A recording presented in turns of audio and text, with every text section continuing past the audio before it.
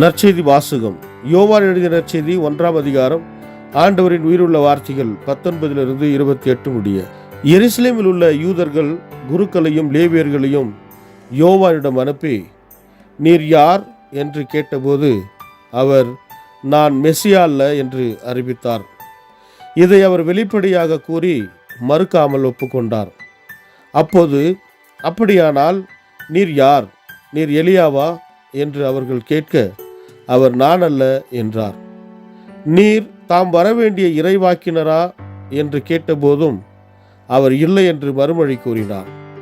அவர்கள் அவரிடம், நீர் யார்? எங்களை அனுப்பியவரிடம் நாங்கள் மறுமொழி சொல்லியாக வேண்டும். எனவே உம்மை பற்றி என்ன சொல்கிறீர் என்று கேட்டார்கள். அதற்கு அவர், ஆண்டவருக்காக வழியை செம்மையாக்குங்கள் என பாலை நிலத்தில் குரல் ஒன்று கேட்கிறது என்று இறைவாக்கினர் எசாயா உரைத்தது என்னை பற்றியே என்றார். பரிசேயரால் அனுப்பப்பட்ட அவர்கள் அவரிடம், நீர் மெசியாவோ எலியாவோ வரவேண்டிய இறைவாக்கினரோ அல்லவென்றால் ஏன் திருமுழுக்கு கொடுக்கிறீர் என்று கேட்டார்கள். யோவான் அவர்களிடம், நான் தண்ணீரால் திருமுழுக்கு கொடுக்கிறேன். நீங்கள் அறியாத ஒருவர் உங்களிடையே நிற்கிறார். அவர் எனக்கு பின் வருபவர். அவருடைய மிதியடி வாரை அவிழ்க்கக்கூட எனக்கு தகுதியில்லை என்றார். இவையாவும் யோர்தான் ஆற்றுக்கு அக்கறையில் உள்ள பெத்தானியாவில் நிகழ்ந்தன. அங்குதான் யோவான் திருமுழுக்கு கொடுத்து கொண்டிருந்தார். இது வாழ்வுதரும் கிறிஸ்துவின் நற்செய்தி. கிறிஸ்துவே உமக்கு புகழ்.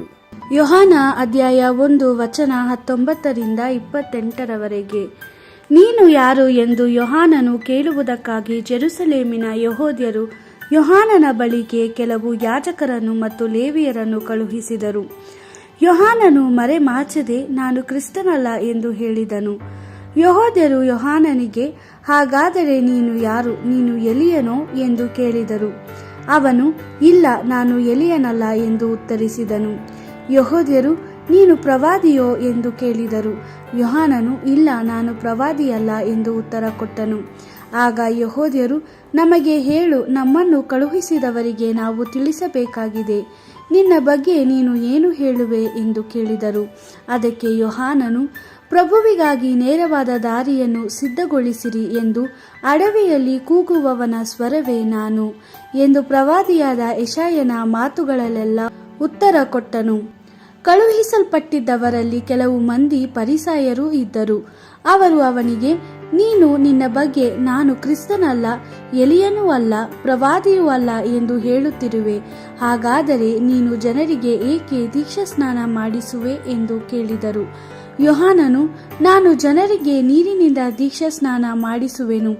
ಆದರೆ ನಿಮಗೆ ಗೊತ್ತಿಲ್ಲದ ಒಬ್ಬನು ಇದ್ದಾನೆ, ನನ್ನ ನಂತರ ಬರುವವನು ಆತನೇ.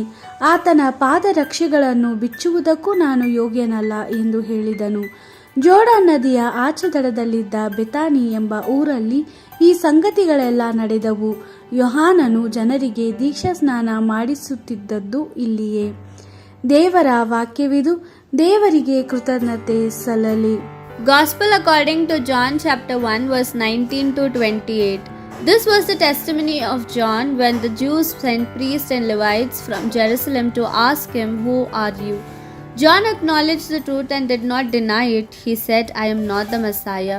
And they asked him, then who are you? Elijah? He answered, I am not.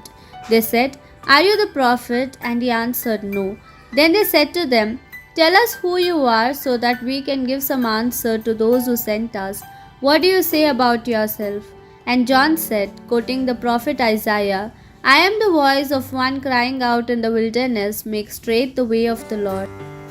Now these persons had been sent by the Pharisees, and they put a further question to John. Then why are you baptizing if you are not the Messiah or Elijah or the prophet? John answered, I baptize you with water, but among you stands one whom you do not know. Although he comes after me, I am not worthy to untie the strap of his sandals. This happened in Bethany beyond the Jordan, where John was baptizing. The Gospel of the Lord. Praise to you, Lord Jesus Christ.